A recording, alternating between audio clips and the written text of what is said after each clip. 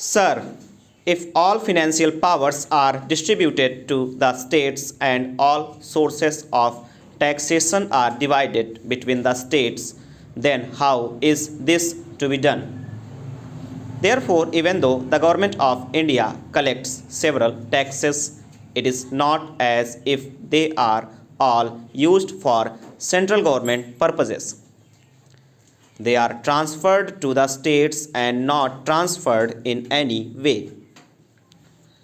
A finance commission sits every 5 years and they suggest how it is to be done and that is accepted. Then there is again the planning commission.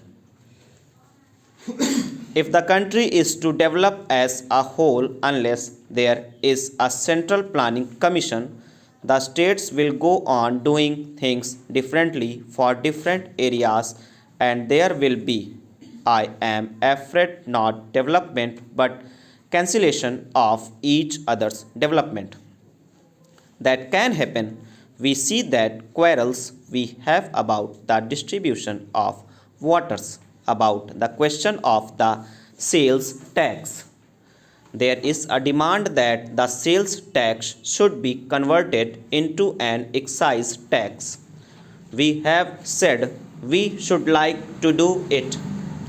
I have always believed in it, but unless the states agree, we cannot do it, and I do not want to take away that power of the states. Therefore, we have to go on persuading them. If they agree, then a lot of corruption and a lot of harassment to people will have gone. But there are states which are well to do, and there are states which are not well to do. The well to do states do not want this conversion, the others want the change. Now we are not thinking of the whole country. All the states do not think about it. When they begin to think about it, I am quite sure that things will be solved much more easily, but we have to work for it. Should we not see that there is a binding link for all the states which see to it that there is no division of the country on any account? And if that is also one of the purposes of the central government, it must have powers which enables it to do so. Can the military be distributed between the states? It cannot be. But what is the demand here? When the question of law and order comes, the opposition wants to blame the treasury benches for its deterioration.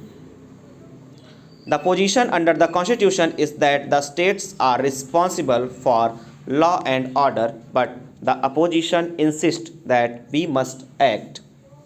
Will you enable me to act in that manner? I would not like to take away those powers. We should help them in a manner to promote their interest in the state itself, and where the states fail to maintain law and order, I would rather change the government by having elections. That is how the people will come, otherwise, they will not come up. Ultimately, our strength lies in the strength of the people. On the question of the reorganization of a state, we know that what happened. These are the things which happen in this country. Today, wherever you turn, you find there is the desire of division, not unity. Should we do not change it? Will the states be able to do it by themselves? If they are left free, if the central government has to keep themselves back, will they be able to do it? We are not yet able to agree on a common language for all of us because we have rich languages in every state. In a big country like ours, this is inevitable. Before freedom, most of the people from all parts of India had agreed. After freedom, it is a matter of controversy. The controversy also is to be resolved by common consent, and we have to work for it. We have to go on struggling for it, but who is to work for it except the center? Will the states work for it?